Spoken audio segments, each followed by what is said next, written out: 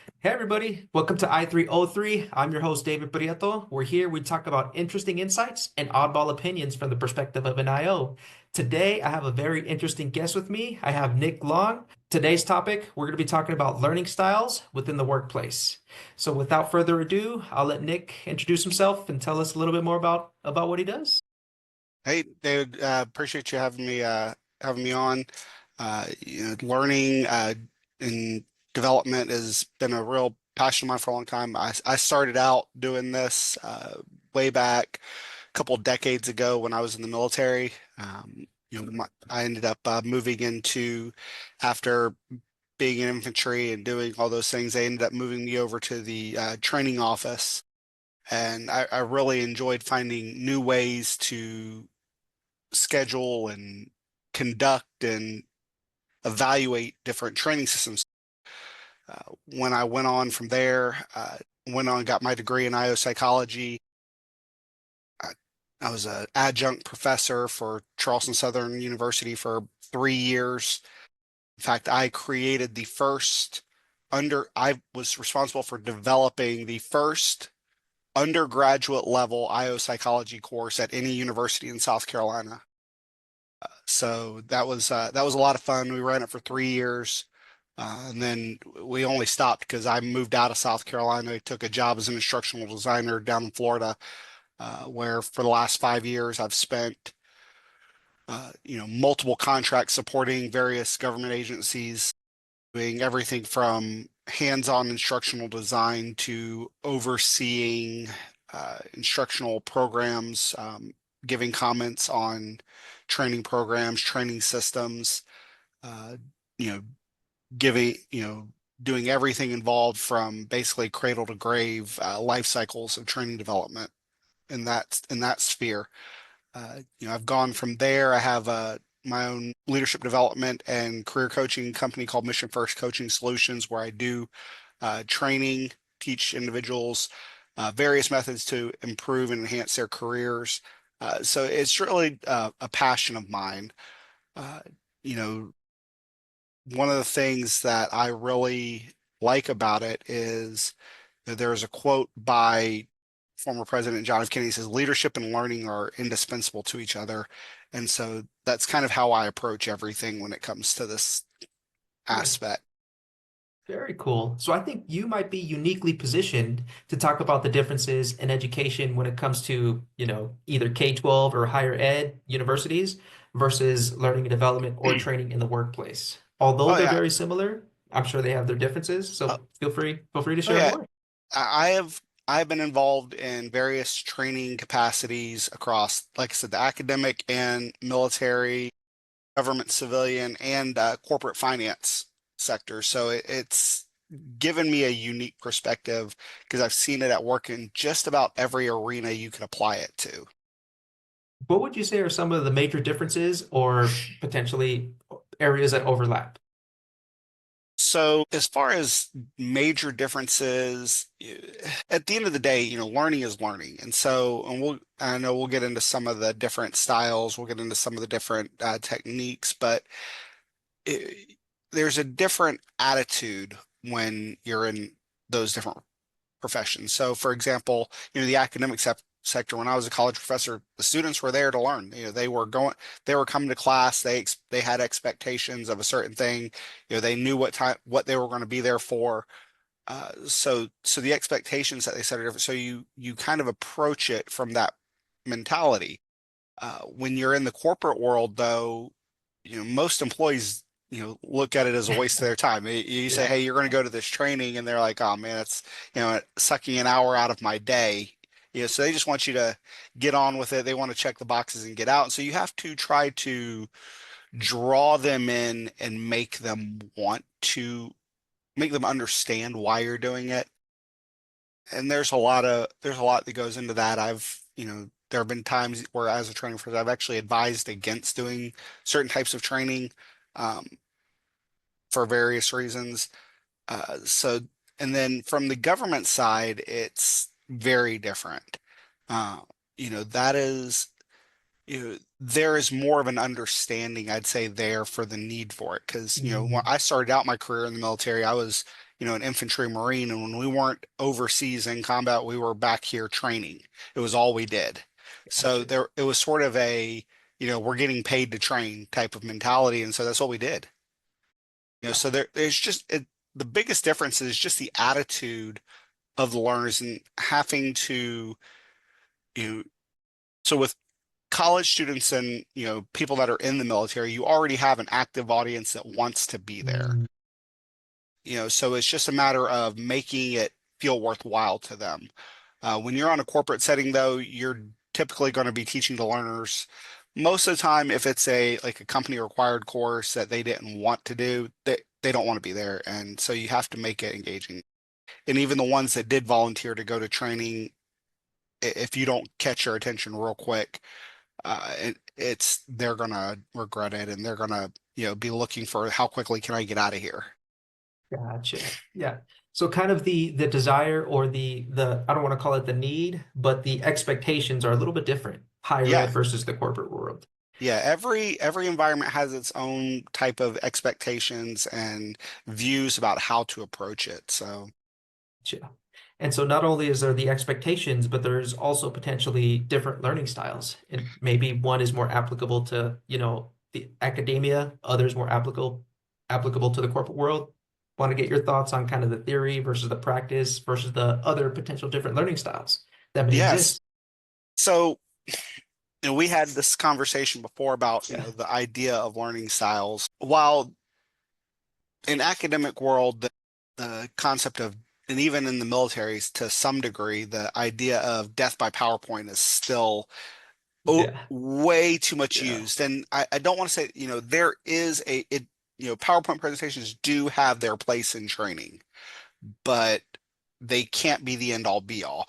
And one of the biggest myths that we have when it comes to adult learning is that everyone has like this one perfect style that works for them. And, you know, we might naturally have lean towards like visual materials or auditory. Uh, but when it really comes down to it, for effective learning, it's never really that simple as far as one style. It's more like a recipe that you need to mix these different ingredients together, and each one brings its own flavor, its own texture, to really make something that's useful.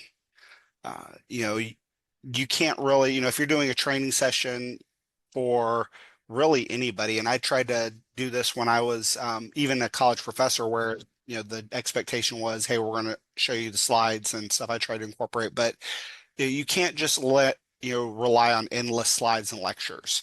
Um, you know, imagine you're giving a corporate training, you can't, and you kick things off, you show this video that sets the stage, Yeah. and then you have group discussions where you can get different perspectives. Then you jump into some hands-on type activities that forces them to actually use the concepts. You might even try some role-playing exercises, do some scenario-based type things, that will mimic the actual types of situations where they'll use these in their professions. So, like I said, that's really helpful in the corporate side. Going back to Mhm. academic, I even tried to do that with them, where I would teach a concept, and then every week they had a homework assignment, and it was a real world IO application. Like one week I said, Gotcha. okay, hey, you're going to go on the government website that talks, gives job descriptions, the OPM website, and you're going to create a job list, like create a job listing from scratch for this. You're going to pick one of these three positions, and you're going to create a job listing.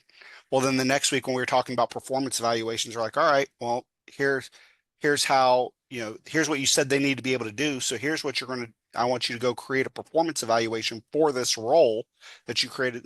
We're imagining now you hired somebody for the role 6 months down the road, and now you're giving them a performance evaluation. You need to be able to grade it off of the criteria you set. So, I try to incorporate real world scenarios, not just, this is a theory.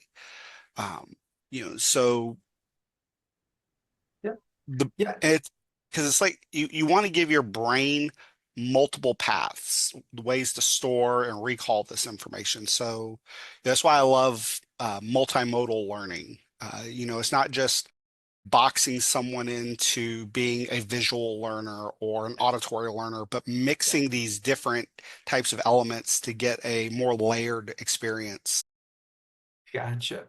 Yeah, and so it sounds as though, video or visual, I'm sorry, visual and auditory, those are kind of two major learning styles. Are there any other big ones or any ones You you're you've got the the kinesthetic, the hands-on. gotcha. You've got the people that like me. I like learning where I would tend to lean towards learning where someone's walking me through how to do something myself, but it's not feasible for every scenario. So you have to incorporate different ways to do things Mhm. based on the scenario, based on what you want them to be able to actually do. So sometimes you need to start with, hey, in this case, we're going to start with a PowerPoint presentation, and we're going to walk, crawl, run. We're going to start with, I'm going to show you what it is, then I'm going to walk you through how to do it, and then I'm going to let you do it yourself. There different kind of things. So there are other kinds of styles, but I don't really subscribe to I don't really like when we try to put those labels because it brings us back to that idea that there's really just one catch-all Mhm. for individuals, and there really isn't. No matter Yeah. what someone says, hey, I'm a auditory learner, or I'm a kinesthetic learner, or whatever, there's no Yeah. real one size fits all for any one person. So I don't like the idea of, you know, the learning styles thought just Yeah. in general, because it does, and we kind of have this natural human thing to want to try to minimize options. If you Mhm. look, we do it with everything. Presidential elections, we say pick this person or this person. Yeah.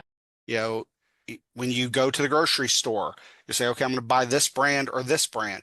We try to narrow these things down when realities doesn't always support that idea. There are more options out there, and the same goes with learning styles. And when we try to say, hey, let's talk about learning styles, well, now we're really just all we're doing is we're naturally pigeonholing ourselves and say, okay, I'm an auditory learner, I'm a Yeah. visual learner, Yeah. and that's not really necessarily the case. There might be one that you like more, you lean more Mhm. towards it, but that's so I just don't like the concept of you know trying to identify learning styles to begin with.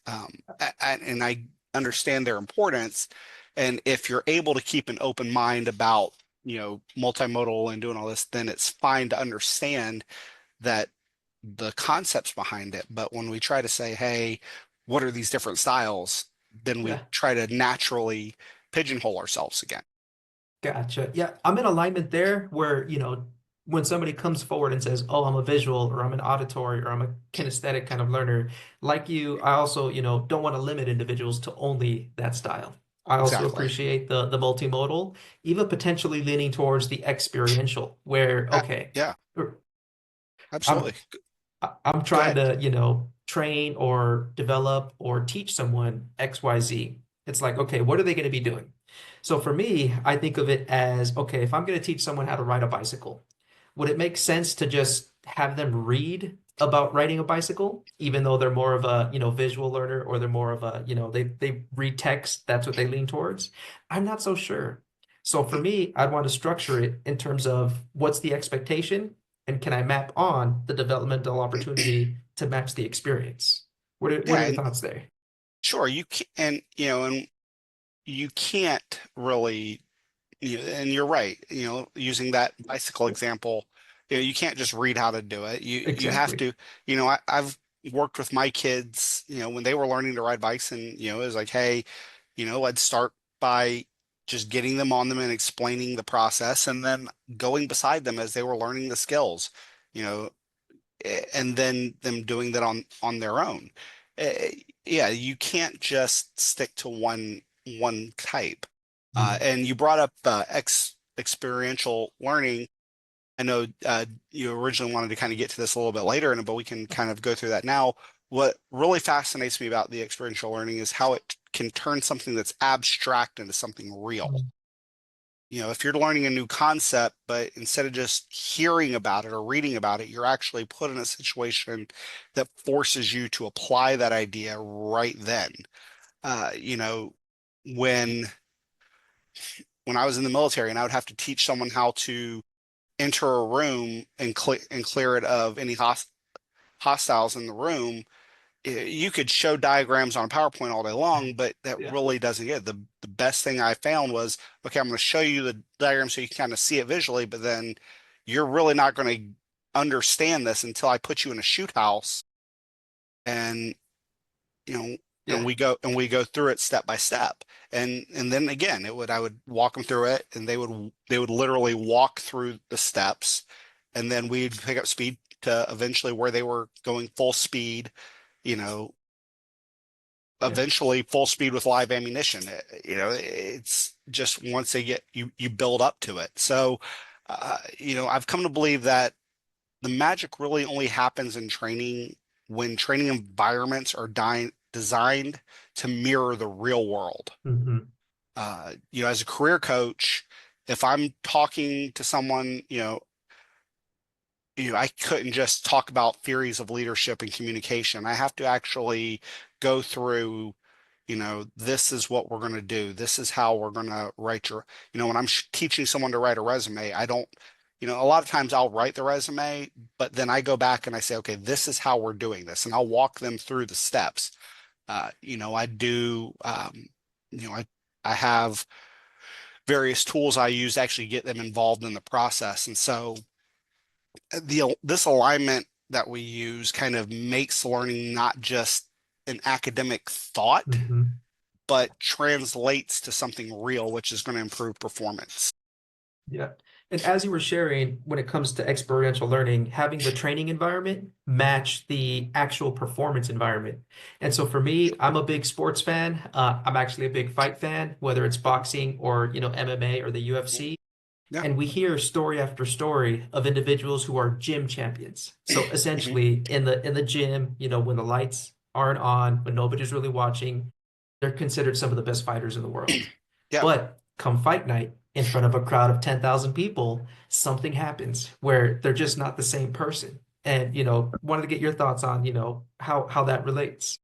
That's a great example. And I'm actually going to go to something a little bit less real, but so Okay. in that same arena, if you Yeah. look at professional wrestling, okay. There you go. So in professional wrestling, these guys got, they're big, they're strong, they have all these muscles, but and I don't really follow it anymore. But years ago when my children were younger, my oldest was into it, so we followed it a lot then. Um, and when I was in college, a lot of times I would turn it on because in the few hours that I had between when I got out of class and I had to go to work working nights, that was all that Yeah. was on TV.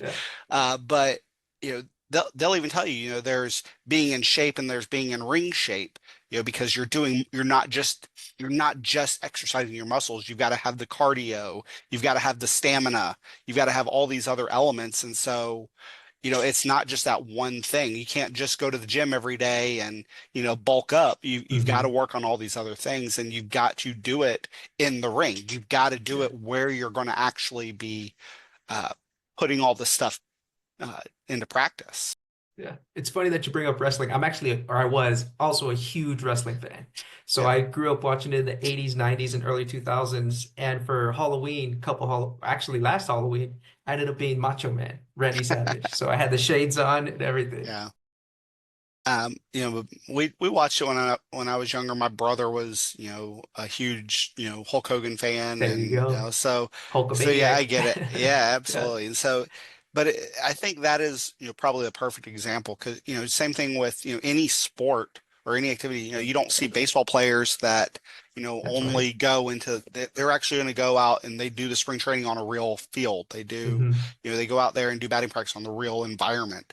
They don't just sit and say, okay, here's how you should swing. Let's show you, a diagram of what angles to do. No, they're going to go out there and actually do it. Gotcha. And so, shifting gears a little bit, I wanted to get your thoughts on this question that was posed to me. So, for Okay. me, as humans, we have kind of these intuitive needs that we need to Hmm. fulfill just to stay alive. If we look at Sure. kind of Maslow's hierarchy, baseline is kind of, I gotta have food, gotta have shelter, then relationships, so on and so forth. I was curious to get your thoughts on, do you think learning is an intuitive need or an intuitive thing that humans strive towards, that they want to embrace? Do you think that's something they need in order to feel fulfilled or to survive? Absolutely. Okay. Humans have this innate drive to learn. It's kind of like it's hardwired into us because you think about it, from the moment we're born, we're curious. You got Yeah. children that are like, "Oh, what is this? Let me touch this. What does sand feel like?"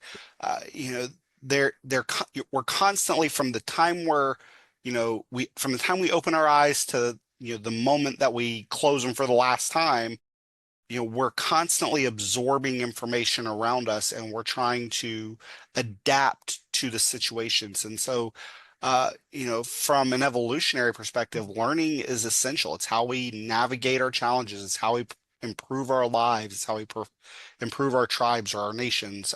It, and when we're talking about if you're going to talk about Maslow's, you get all the way up to that Mhm. self-actualization. So same thing with training.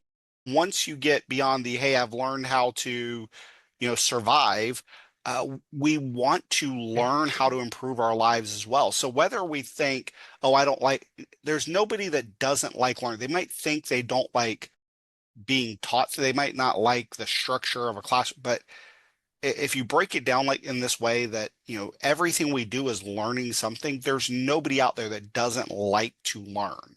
Yeah. That But because and the perfect example of that is you're not just spending your entire life sitting in a crib wearing a diaper, letting somebody else feed you, because yeah. you're Yeah. learning how to do these things. Gotcha. Yeah. So in the work world, and I'm sure you've experienced this also, I agree. Everyone has that kind of intuitive. They not nec- It may not be explicit need to learn, but they enjoy learning new things, Mhm. which is why I believe we read the news and kind of try to stay up to date. With that said, in the work world, I'm sure you experienced this as well. There are those individuals who, for whatever reason, they don't want to participate. They're reluctant to learn. They don't want to take part in it. Where do you think that comes from, or why do you think that that might be the case? Most of the time, what I've learned is that when someone doesn't want to learn, it's not so much they don't want to learn, it's they don't see a value. Gotcha. if if a person sees a value in what you're offering, they're going to want to learn. It doesn't matter who you are, it doesn't matter what you're trying to, they have to see the value in it. And most of the time, when people give you pushback, it's either A, they don't see the value, or B, they've had a bad experience from someone that's tried to give them this information before.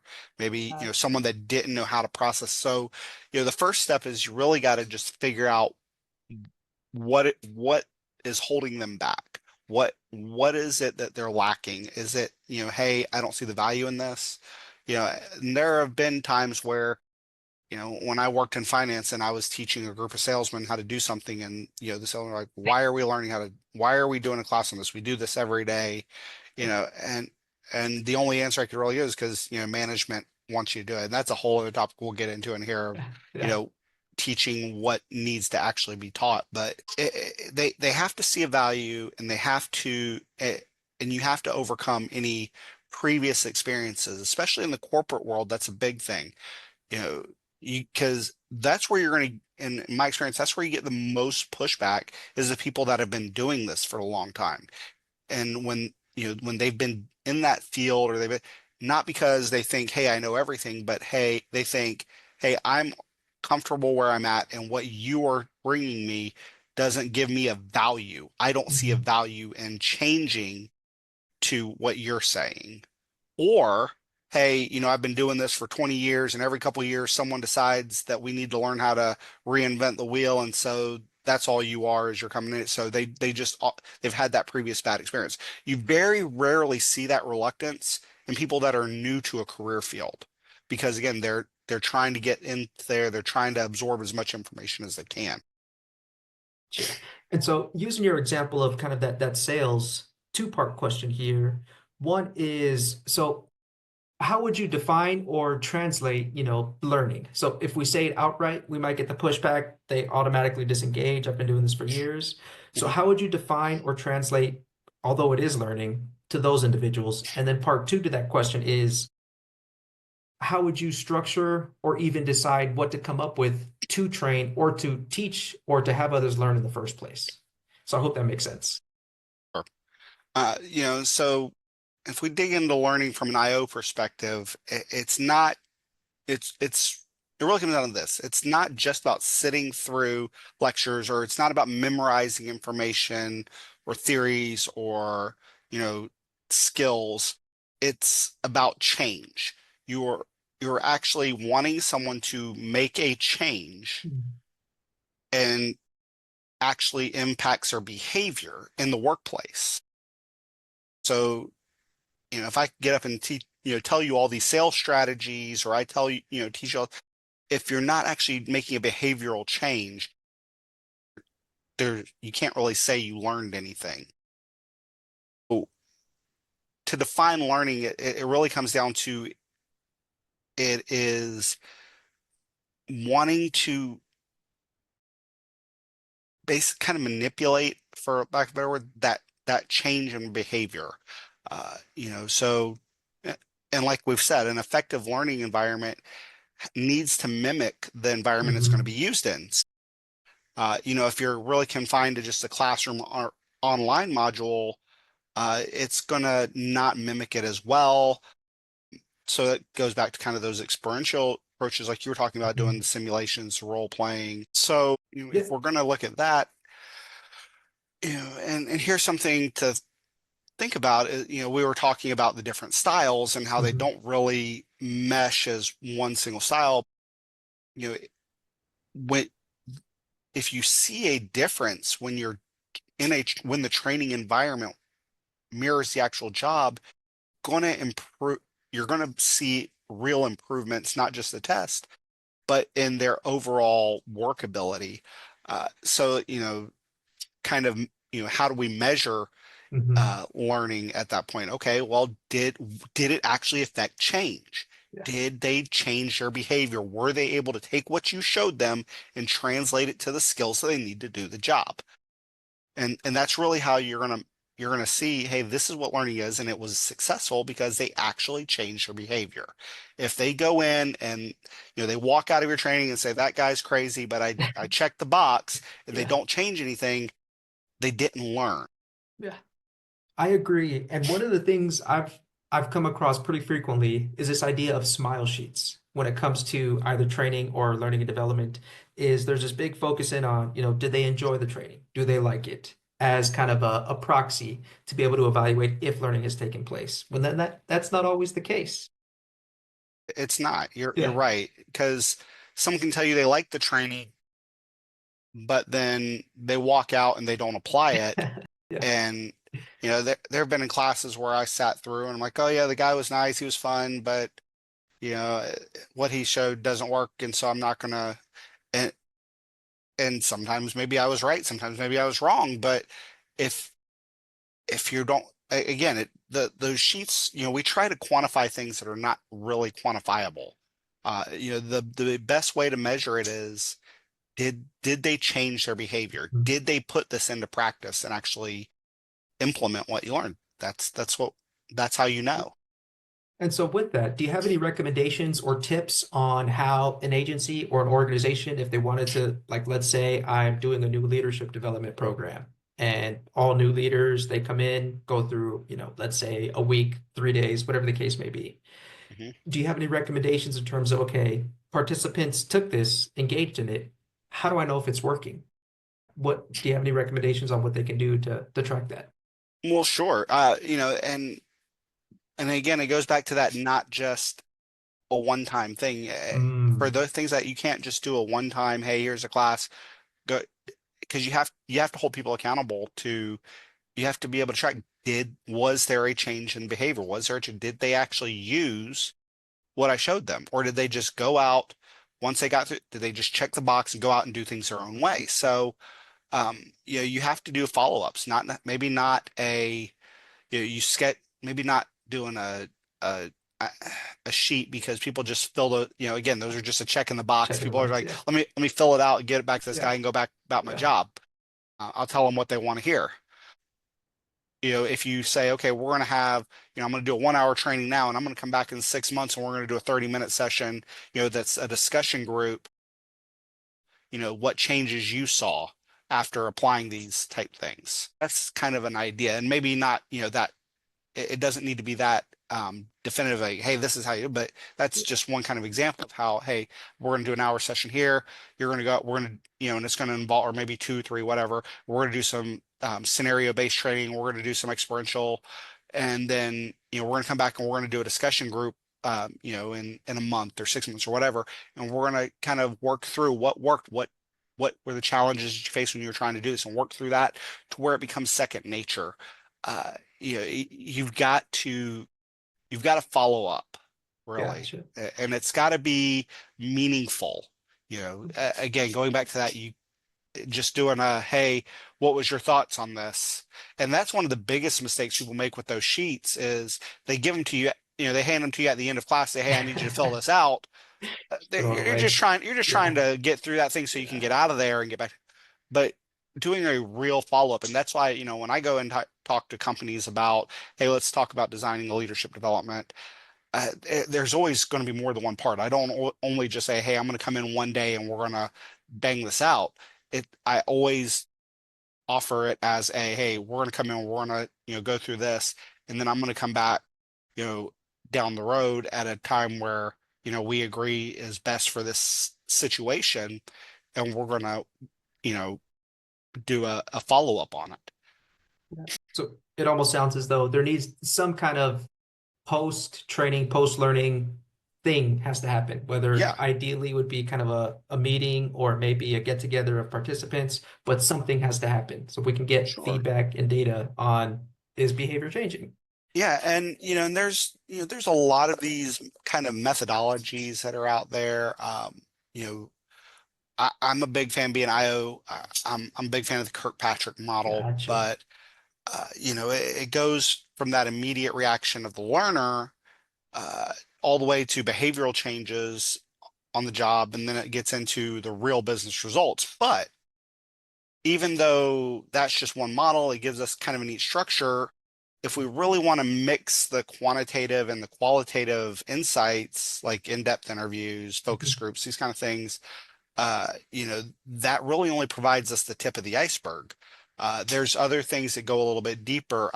One that I actually have, eh, and I've been advocating kind of this for a while and realized that there's actually another theory out, only just not too long ago, realized there's been another theory out there that posits the same things that I've been teaching, an extent, like I've been saying, we need an extension to Kirkpatrick. Well, there is one. It's the Phillips ROI approach. I'm not sure if you're familiar with that. I'll be honest, I've been in the IO kind of world now for about 12 or 13 years, and I've only learned about it, in the last, not too long ago, about the Phillips ROI model. And it's really, an extension that I've been saying we needed for a long time. And it brings in more directly some of those concepts. And for those who are not familiar with either the Kirkpatrick or the Phillips model, would you mind sharing a little bit more in terms of what that looks like? Sure.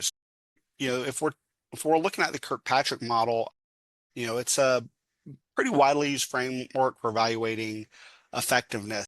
It goes level one, reaction, where we Hmm. measure their immediate reactions and satisfaction with the training. What are their immediate thoughts? Are they engaged? Are they, do they feel positive about it? And then it goes level two, which is learning, where we assess how did they acquire the knowledge, how did their attitudes evolve.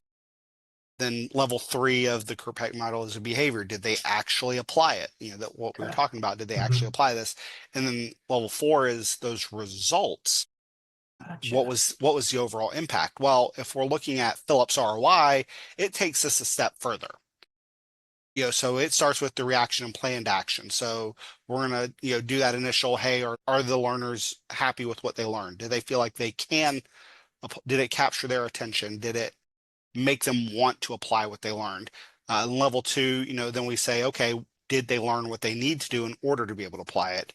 And then, so similarly with Kirkpatrick, but Gotcha. then where it builds on it is now we've got level four, which is the business impact, where we're going to measure the effect of these training on these business outcomes.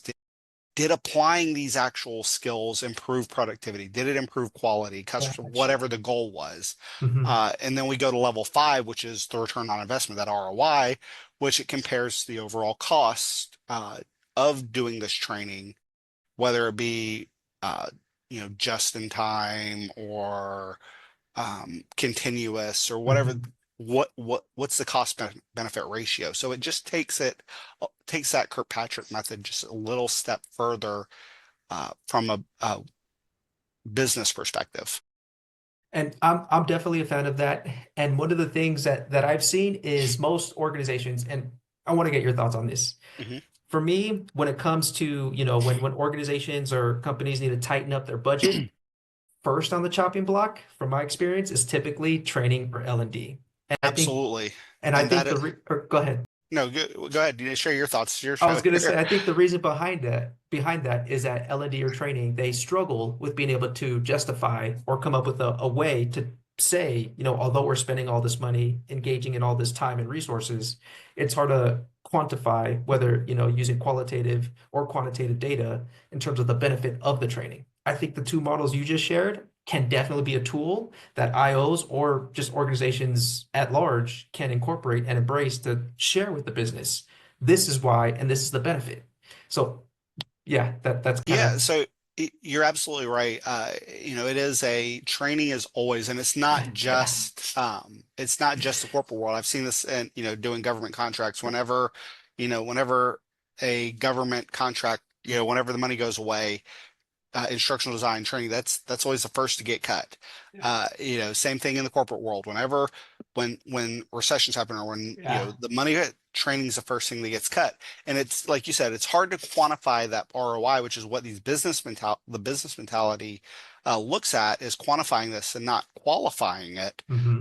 Um, but also we kind of get in this panic mode of, well, you know what, I can revisit training later on down the road. Let's just get through this, what's going on right now.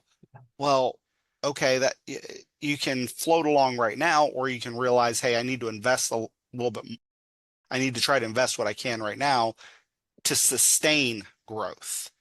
Gotcha. And so you're right. Training is always the first thing that gets Yeah. cut, Yeah. and that's not just that is absolutely 100% um, true across all industries except the academic sector, Yeah. obviously. Yeah. Yeah. Um, but it does. It goes into that because it can be hard to quantify upfront the return on investment, and we look at it. Sometimes our ego plays into that as Yeah. well. That it's like, okay, well, do I need to hire this guy to come in, or I can just show them myself? Yeah. I can go show my salesman how to do this. I can go show my coders or my designers what I want them to do. But and there is definitely a place for Hmm. that, but it can't be your only goal, or all you're going to do is you're going to limp by. You're not going to grow. Yeah. 100%. And so an analogy I like to use or that I'm starting to embrace is if all people needed to learn was just the raw data, like without the trainers or the teachers or the instructors, we'd have a world full of libraries rather than Mhm. universities. It's like, Yep. no, that role is actually pretty critical. Even when it comes to building, learning, and development, leveraging SMEs, they have the technical knowledge, but it's hard for them to translate that in a way that learners can embrace. You're right, and there is a need for people that know how to train. Hmm. And so, and here's the thing that Yeah. just like going back to sports, the best players don't always make the best coaches. Yeah. The smartest person in the room doesn't necessarily make the best teacher. Yeah. People used to ask when I moved out of being on a line unit and going into training, they'd ask me, okay, well, what kind of training do you do? I was like, give me a topic, give me 30 minutes to cover the material, and I'll go out there and teach it. I don't care what the subject is. I can Yeah. go out there and teach it. Yeah. I don't have to be an expert in a subject. I just need to know what information you want for me as a trainer, I Yeah. just need to know what information it is you want the learners to get. I, and I'll go out there and present it and they'll learn it. Uh, Being a trainer is much more than just having information and relaying it. Yeah. It takes a certain type of personality. It takes a certain type of comfort level Mm. And again, it goes beyond just because I have given classes on programs before where I was definitely talking to people that had more experience in that field, but I knew what specific information needed to be relayed and I knew how to relay it. 100% kind of taking their expertise and making it digestible to the learner. I love Exactly. it. So there is a lot of things that are changing right now in the world of technology. Mhm. One really huge, I think, elephant in the room is artificial intelligence. So I've seen that is creeping its little toes into virtually every field. Wanted to get your thoughts in terms of how do you envision or how do you see AI coming into learning and development and training, and where do you see the potential future of these two moving together? So you're right. This is like, and AI is it is coming up on us fast. We're Yeah, seeing new improvements. We're hot and doing heavy. Yeah. it, probably bigger than any other technology growth that I can remember, any specific kind of technology we're seeing this AI, and that scares people. It I'm one of absolutely it them. has people terrified, Yeah. and rightfully so. But when we step back, at the end of the day, AI is just like anything else. It's a tool, and you want to leverage that tool in the right methods. You know, AI, I like using AI. I use it to help structure outlines. I just wrote a book. It's going to be coming out soon about the psychology of warfare and Okay. warfighters. I used AI to help me structure my outline because I tried for years to write this book. I'd start writing and I'd start doing this and I would get off track. And I'm like, all right, I'm going to sit down with AI and I'm going to help have it, I'm going to put in my data, what I want to relay, and I'm going to have it help me structure an outline to keep me on track. So, this is the kind of thing where when we become too reliant on it, we lose a lot. But it's just like any other tool. If you become too reliant on one style, I think AI is going to do great things for us in learning development, but it cannot replace the actual trainer. Uh, you know, you can't, AI can isn't going to bring these real world experiences in. It's not going to be able to, and maybe someday down the road it will, but not in the near future where it's going to be able to personalize on the fly. I've been in training sessions before where I was doing something one way and had to shift on the fly. Okay, I was teaching it this way, but now because of how you're learning and what topics have come up now, we're going to shift to a whole different way. uh, AI is not there, and it's not going to be there anytime soon. Maybe, someday, in the future, it'll, replace us all, but we're not there. And so Gotcha. I think a lot, and I get that change scares people, but Yeah. when we look at it as a tool and we know how to leverage it as such, you know, it it's almost like I'm scared of using a power saw because, the hand saw Yeah. gives me more control. Yeah. It's a tool. Just, we learn how to leverage it. Yeah. Yeah. And to your point, I agree that AI is a huge, I don't even know what the word is, but disruptor. It's a huge innovation. And I was talking to a friend of mine, and we were trying to come up with kind of an analogous technology that's come about. And he shared it's kind of like the internet. And I'm like, I think it's more powerful than that. And I started thinking a little bit more. I think it almost on par with the invention of electricity, where it's almost, that's how groundbreaking it is. We were trucking along just fine prior to the internet, and then post-internet, yeah, things got a little bit better, got a little bit faster, but it's almost like pre-electricity, post-electricity. Right. What are your thoughts on that? Not necessarily. I would say it's not a bad analogy when we're talking about the level of impact. But if we Gotcha. want to, get more accurate as far as its application, let's look at the invention of the car. Okay, Okay. when the car first came out, it was like, oh yeah, that's some fancy thing, but I'm doing just fine with my horse and all. I don't what do I need that for? It's just an added Mm, bill. It's just this something else to break down. Some what all this. It doesn't. And now, I mean, it's we use them to go everywhere. We have yeah. all this technology in them. We have all these things. But at the end of the day, it's still just a tool to get you from point A to point B. If you don't know where you're going, and some of these self-driving cars now kind of change that, but Yeah, you still gotta, it's still just a tool. At gotcha. the end of the day, it's not going to say, okay, we need to go to the grocery store for this and we're going to do that and then come back. You're going to be there exactly. You're just using it. And AI is kind of the same concept of, no matter how much it grows, it's still just a tool to get us from point A to point B. Yeah. And so we have the traditional learning approach. We have potentially AI as another tool. And the ultimate goal of learning is to see that behavioral change. Mhm. Next question I have is from your perspective, what do you see as kind of the main themes or the main challenges individuals face when it comes to being able to successfully make that transfer? Where we see they do well in the training environment, we've even mirrored it or matched it to look like the actual environment.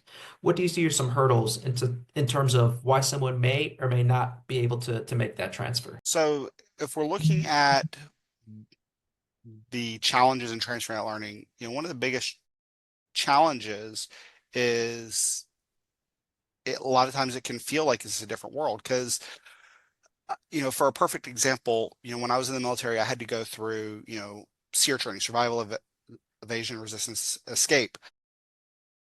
But no matter what you go through, and it's truly miserable, and you can YouTube some of the stories about what you go through and things like that. But at the end of the day, it's just training.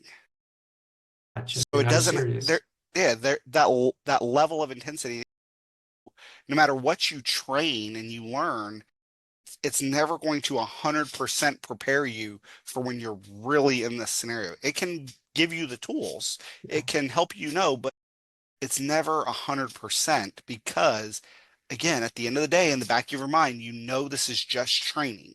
Yeah. Yeah. That actually reminds me of a quote Mike Tyson once said, where he said something along the lines of, everybody has a plan until Mhm. they get punched in the mouth. Absolutely. Yeah.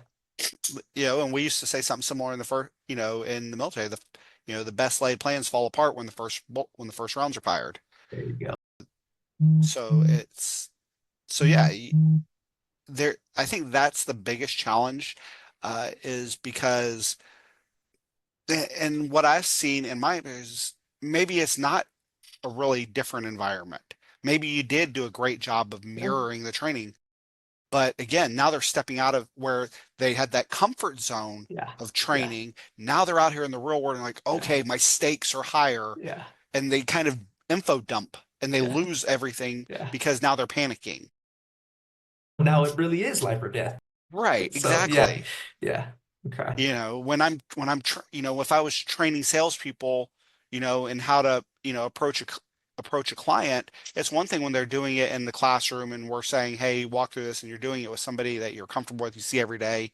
And then you go and get in front of your first client and I used to always teach people, don't just walk up and say, hey, can I help you?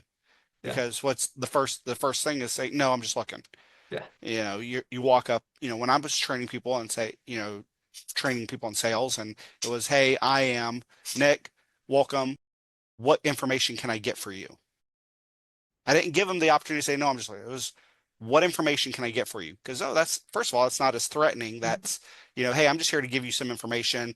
And they're like, oh, and if someone would say, hey, I'm just looking great. I train car salesmen. I'm like, hey, they'd say, oh, I'm just looking great.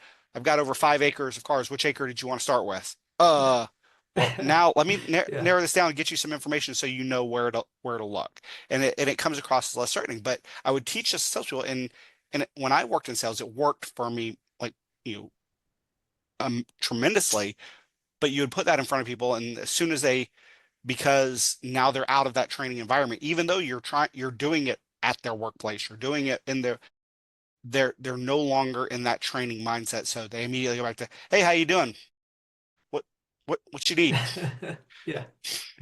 Yeah. Yeah. That's funny. Cool. So this actually brings me to the final question I have for you today. So we've Okay. talked about kind of learning styles, experiential, touched a little bit upon AI. What do you see as the future of learning? Where do you see this industry, this field moving towards the future? So when I look at the future of learning, it's fast. We're in the middle of this really fascinating transformation. we're moving beyond the traditional classroom models Mhm. to something that's more integrated, personalized, dynamic, and we're in technology like AI, like the internet, like instructional design programs. They're really allowing us to go to new levels that, even 10 years ago, we didn't think we did were just, were not feasible. And now we're seeing this shift where we're not confined to rigid schedules or set curriculums, where we're able to integrate learning throughout the day, when you need it, where you need it, how you need it. So the future of learning is really going to come down to this continued personalization and sort of on demand. We have to look, we're going to have to continue to look at it as a continuous process, not just, hey, I'm going to train do this onboarding where I train you everything you need and you just do it. But no, we're going to do this continuously, and we're going to you know learn new strategies as we need to. That was one of the things that I always hated was that whole concept of, if it ain't broke, don't fix it. Mhm. You'd come in, you'd get managers, you get IO psychologists, that want to show how smart they are, and they come in and change things Yeah. up just to change it. And it's like there wasn't a need. Let's focus on where there's a need. And so we're going to continue to see more of that grow. We're seeing more collaboration and more social learning than we did in the past. So as our workplaces continue to evolve beyond that, you know, we've all heard it, especially in IO psychology, where the classrooms of these rows of desks Yeah. were designed to get people, prepared to work on a factory assembly line. Mhm. Well, work the work the workplace landscape is changing, where you're not Mhm. doing that anymore, to where it's a more collaborative, more integrated, more open environment. So is the classroom. Yeah. You've got to evolve. And so we're seeing that more and more. On college campuses, you're seeing changing changing the layout of classrooms, doing outdoor lessons, getting more social. Boundaries between work and learning are going to continue to blur, where we're going to go back to that lifelong learning kind of mentality is going to become more and more important. As a society, we're getting to that next level of Maslow's hierarchy of needs, where Mhm. work is less about as a society as a whole. I mean, there are plenty of people that are just struggling to make ends meet, and I get that. But as a society as a whole, now we're getting to a point where now we're looking for more meaning, not just, hey, I'm working just to pay the bills, but we're actually trying to find meaning in our work. That requires continued training evolution to keep up with that. I'm a big fan of micro learning. Uh, Learn a specific, do a small training, learn specific skills. So I think the essence of the future of learning is going to be creating an ecosystem for this world that's adaptable and stays contextually relevant. So it's almost the idea of continuous learning instead of, oh, you've graduated, you're done, or you made it here, you're done. So Yeah, continuous and evolving. It's there not you just, go. hey, we're just going to keep repeating the same things, but hey, the world's changing. I can't teach things the same way now that I taught 10 years ago, or because, the things that are real now weren't real then. You know, you thanks to technology, like you can't teach resume writing the same way now that you taught it Yeah. 10, 15 years ago. Uh, you know, I tell people all the time, because there are still some people that are saying, oh, my resume should be one page. Those days are over. My Yeah. resume is 3 pages long, and I Yeah. guarantee you, if I submit resumes to 10 jobs, I'm going to get at least two callbacks at one interview, at least. There you go. And my resume is 3 pages long. So that kind of mentality has to continue to shift as the world shifts around us. 100%. Well, Nick, it was a pleasure speaking with you today. If anybody wanted to follow up or reach out to you, do you have any recommendations on where they should go? Sure, you can reach out to me on LinkedIn. I'm there. I'm sure you'll share the link there. You can find me on my website, www.missionfirstcoaching.com, all spelled out. Uh, reach out. I'm pretty easy to find. I'm constantly engaging on LinkedIn. Uh, I don't really do a whole lot on other social media platforms at the moment. Just I've got a lot going on. Like I said, I do have a book coming out soon on it's called Wargasm. The There you go. the Like the psychology. name. Yeah, it's and it, it's a great because it really dives into that um, the psychology of why we want to engage in combat, why we return to it, the kind of the psychology that goes into warfighting and the psychology of a warfighter. Um, what draws us back to it. That clarity, that sense of almost release of built up tension.